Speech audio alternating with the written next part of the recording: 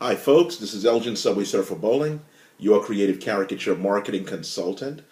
Today, as a change of pace, I want to share with you some drawings that I did recently based on some caricatures that I drew of some people at New York's famous caricature mecca, Sardi's restaurant. Now, for those of you who don't know what Sardi's is, Sardi's is a restaurant that's in Theater Row on 44th, just off of Broadway and 8th Avenue.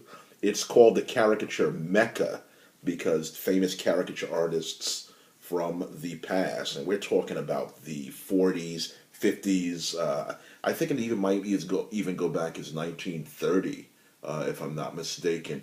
Have drawn caricatures of famous people who celebrities who have eaten at the restaurant and put them up on the walls. And Sardi's has continued the tradition of entertaining different clients, different groups, by having artists come in and do caricatures of the guests.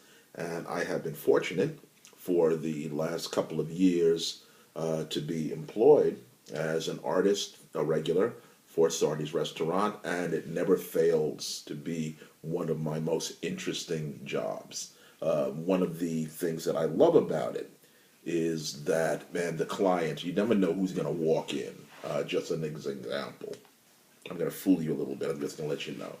I had this client recently, who I was drawing, and I noticed right away that he had an uncanny resemblance to one of my favorite actors, Nick Cage. And I said, whoa, whoa, I'm drawing Nick Cage here. No one's ever going to believe it, and he got a kick out of it. Of course, he knows that he resembles Nick Cage somewhat. And as soon as I drew his caricature, and what I do as a practice, if I really like a caricature, as soon as the person leaves, I immediately, while the image is fresh in my mind, I draw myself another caricature of that person and work on it later. This caricature was drawn immediately on paper.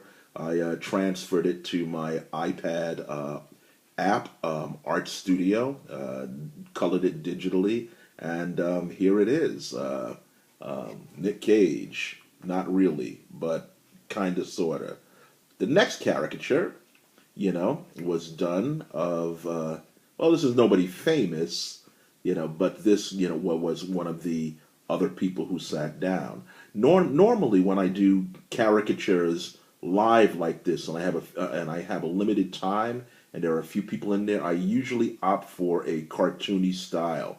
I might have mentioned this in an earlier broadcast that there are three schools of caricature. One is cartoony, one is hyper exaggeration, another is semi-realism, and every artist, is going to have a home style. So my home style, the one I feel the most comfortable in, is cartooning. And since I took my cues from reading comic books as a kid, my style is more acclimated. I hope I'm using the word right to that. I get the boldest lines possible, get that information down, and just draw the caricature.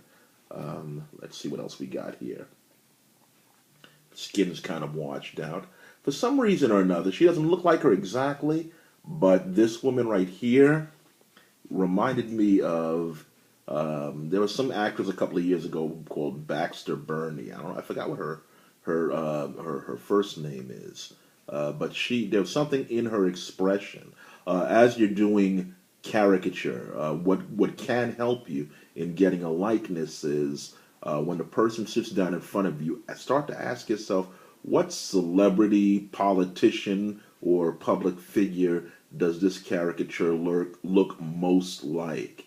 And since you already know what that person looks like, you kind of will use that as a visual guide on how to draw your subject that's in front of you, like I did with the Nick Cage look-alike that I had shown you. Love this guy's face. He was, everybody was dressed up in a suit that day, but this guy came in one of these Goodfella shirts, that you see in the movies, Goodfellas. He's a big strapling, kind of guy. He had that kind of mobster type of Goodfellas look, and this just worked out perfect. Oftentimes, what I'll do also when I'm drawing caricatures, I will keep the faces in mind for certain characters that I might want to use in character designs for my cartoons. So this guy, he's probably going to appear in some form, one way or another, in one of my cartoons.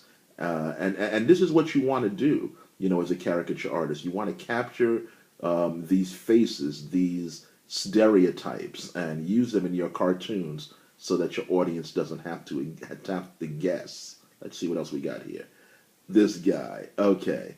Sardi's, like I said, has a lot of influential people that come in, and sometimes you can literally some of these people are just so wealthy, so rich, so influential that you can practically smell the money, on them, and they just kind of exude a certain kind of confidence, a certain kind of authority, and so sometimes I'll just do a caption on a caricature like this one. My God, I'm just so rich and I'm handsome and I've got all the money and ha ha ha. And usually people do respond to these very positively.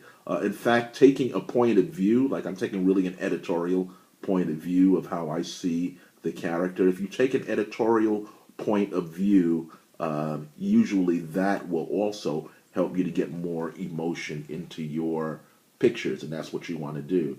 This is another version of that. Let's see, we have anything in the back of this?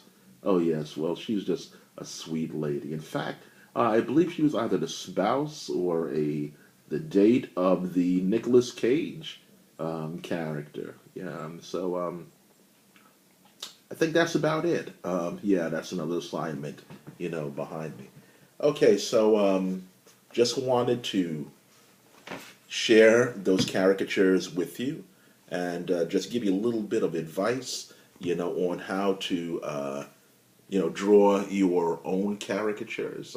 This is Elgin, Subway Surfer Bowling, your creative caricature marketing consultant.